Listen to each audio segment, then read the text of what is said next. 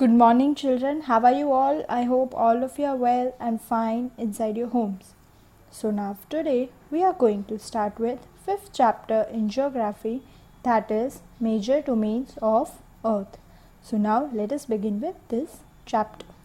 So, the name of the chapter is Major Domains of Earth. So, now what do we actually mean by major domains of Earth? It means what Earth consists of, what are the spheres that Earth is having. So we can here classify that there are different spheres. That is, first one being lithosphere, atmosphere, hydrosphere and biosphere. This you must have studied earlier also, but this time you have little bit in depth of what all these spheres are exactly. So starting with the first one, that is lithosphere. So what is lithosphere? The solid portion of the earth, that is the land on which we live, is known as lithosphere. So this is what we mean by lithosphere.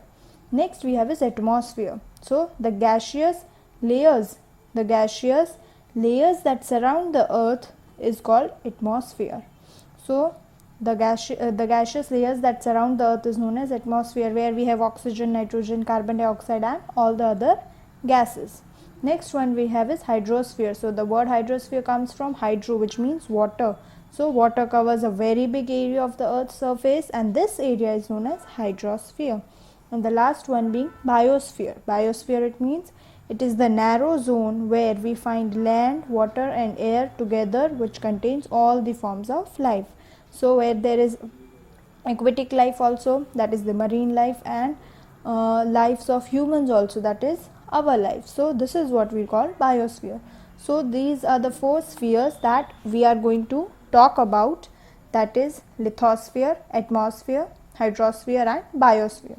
So these are the four different spheres. So now we will go in detail. So starting with the first one, that is lithosphere. So what is lithosphere? I repeat, the solid portion of the earth is called lithosphere. It contains of the earth's crust and the thin layers of soil. So this is what we call as lithosphere. So now lithosphere is divided into two parts, that is continents and the oceans.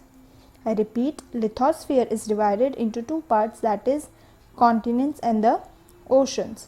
So now we will first look at what exactly it is trying to state. Now before we start with continent, first you should know that the highest mountain peak is, that is the Mount Everest. It is 8,848 meters above the sea level, and the greatest depth of 11,022 meters is recorded at Mariana Trench in Pacific Ocean. So it is the ocean, and this is the greatest depth being recorded. So now we will study the topic of continents in detail. Now all of you must be knowing that there are 7 major continents, and we live in Asia, which is called the biggest continent, which is known as the largest continents.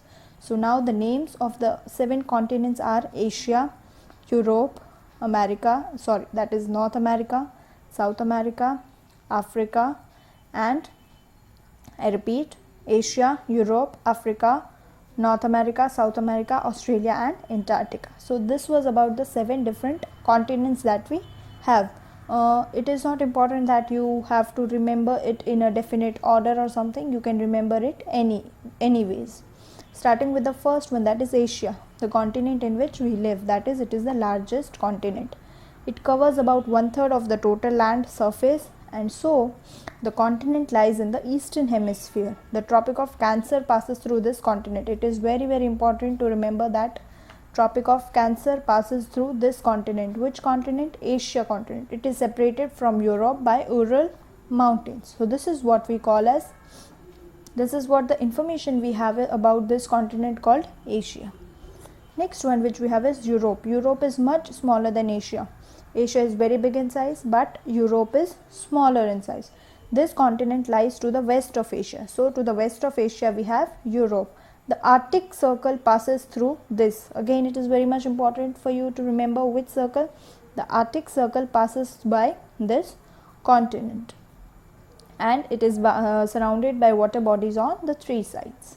So this was about Europe. Next which we have is Africa. So Africa is the second largest continent after Asia. So it is also the largest continent, but after Asia. So the equator or the 0 degree latitude runs almost through the middle of the continent. So it goes through the middle of the continent. A large part of the Africa lies in northern hemisphere. So again, by seeing the picture you can understand that also. And the Sahara Desert, which is the world's largest hot desert, is located in Africa. It is very important. Sahara Desert, it is located in Africa. And also the world's longest river, that is the river Nile, flows through Africa. So again, this becomes very much important for you to remember. Next we have is North America. So North America is the third largest continent of the world. It is linked to South America in a very narrow strip of land which is called as the Isthmus of Panama. I repeat, it is known as Isthmus of Panama. The continent lies completely in the northern and the western hemisphere. The oceans are also surrounding in this, near the continent. So the next one which we have is South America. So South America, it lies in the southern hemisphere, and the Andes, world's longest mountain range, runs through this length from north to south. I repeat, the Andes, that is ANDES, you need to remember this. World's longest mountain, it passes from this, that is from the length of north to south.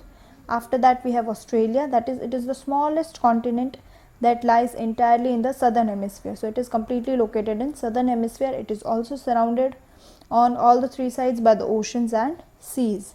So it is called an island continent. Again, it is important. Australia is called an island continent. Last one being Antarctica, which is also completely located in southern hemisphere and is also a huge continent. It is larger than combined of Europe and Australia.